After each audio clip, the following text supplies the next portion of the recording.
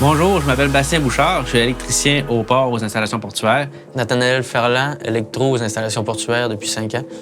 Nous avions comme projet de faire une évaluation du volume de bauxite qu'il y avait dans les entrepôts pour aider les superviseurs, les gestionnaires à évaluer le volume, justement, pour faire une meilleure gestion.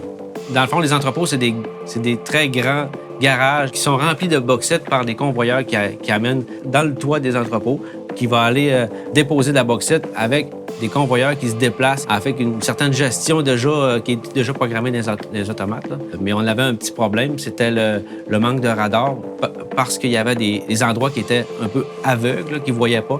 C'est pour ça que dans le projet, on a demandé d'avoir 5 radars pour les 2 entrepôts, ce qui nous permettait d'avoir presque la totalité de tous les endroits qui étaient aveugles et couvrir les entrepôts, avoir plus de précision, dans le fond. En équipe avec Nathan, on a pu récupérer le calcul du superviseur qui nous avait sorti pour rentrer dans l'automate. Maintenant, on utilise cette information aussi pour extrapoler un volume. Ce que je suis le plus fier dans tout ça, c'est qu'on est capable, en équipe, de faire des beaux projets avec très peu de moyens. Qu'on a pu démontrer que notre petite équipe locale a réussi à rendre quelque chose qui semblait compliqué simple avec les moyens du bord à un coût raisonnable.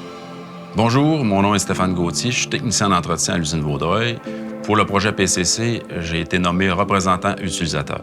Rémi Villeneuve, opérateur dans le secteur Blanc-Est, pour le projet cadenasseur et accompagnateur des opérateurs pour le projet, faire le lien entre l'opération et le projet. Le projet PCC, c'est la modernisation d'une section de notre usine. On a converti 10 réservoirs qui étaient en mode batch en mode chaîne de précipitation continue.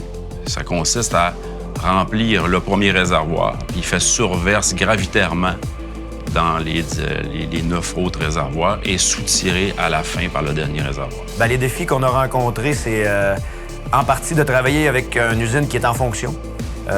On ne pouvait pas arrêter complètement l'usine de produire pour faire le projet. Donc, on continuait de travailler en même temps que l'usine produisait à travers les opérateurs, à travers les opérations normales, la mécanique et tout, usine. Dans les 2 chaînes de précipitation et classification qu'on a faites à l'Est, les 2 départs ont été des super départs. La machine a fait ce qu'on avait dit qu'elle allait faire. Fait que, mission accomplie. Moi, ce qui me rend le plus fier, c'est que maintenant, dans l'usine où je travaille, à l'usine Vaudreuil, c'est qu'on est rendu une usine d'avenir. On voit un avenir après ça à Vaudreuil qui est vraiment intéressant et qui va nous permettre de continuer la pérennité dans le temps de l'usine. Donc, mon nom, c'est Nancy Plante. Je suis leader secteur pour le service ingénierie au complexe Jonquière. Je m'appelle Jonathan Forcier. Je suis opérateur de Tecmo, c'est échangeur d'anode au CAO. Le projet dont on parle aujourd'hui, c'est le projet de chute en bas des cuves.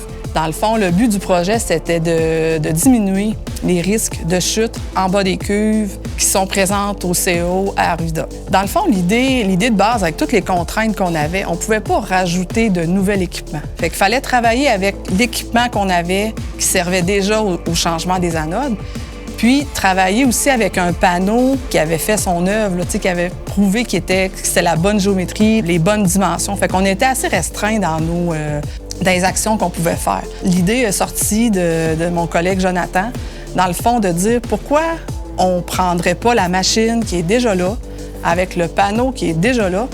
Moi, j'avais déjà pensé à quelque chose de plus facile parce qu'on a déjà un outil qui est pratiquement à bonne place puis qui bouge très bien puis qu'on est déjà habitué de bouger avec.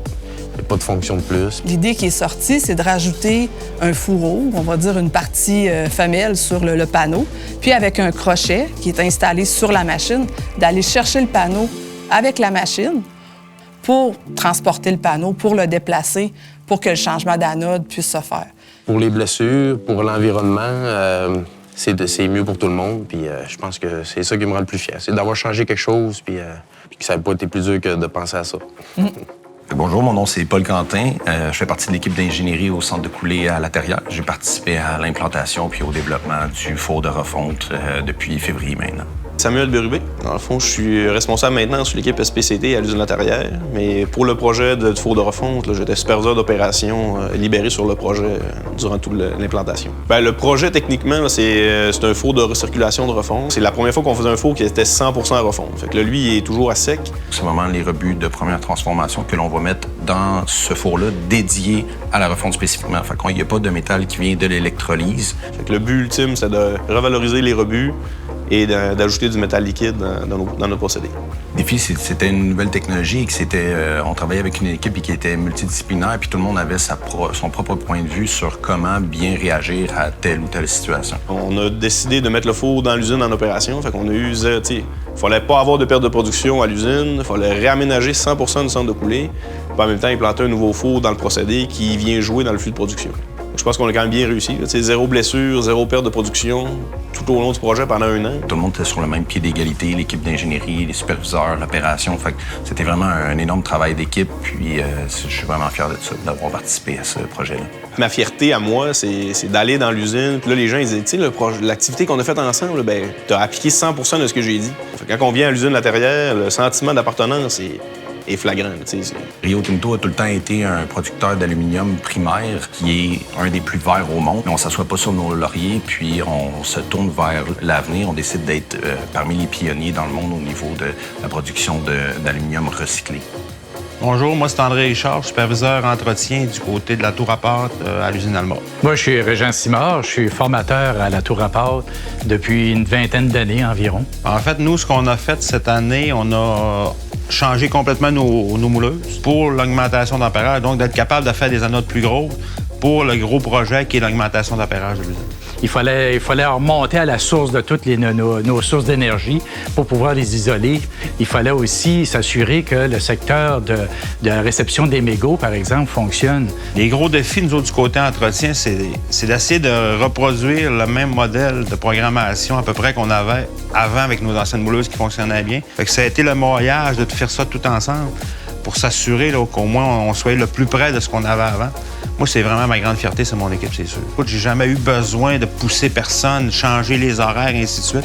C'est une fierté peut-être personnelle un peu, c'est qu'on parlait tantôt d'isoler les équipements. J'avais au-dessus de 130 cadenas dans ma FIS que j'ai faite à l'origine. C'était un beau défi là, qui a duré plusieurs semaines. Là. Moi, c'est Jérémy Michaud, technicien électrique, département projet pour énergie électrique depuis maintenant 5 ans. Moi, c'est Danny Girard. Je suis au niveau de la supervision, au niveau de l'équipe projet depuis bientôt 8 ans.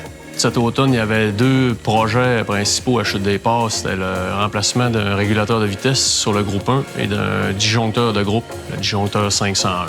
Les équipements qui étaient vieillissants maintenant sont transformés par des équipements plus modernes.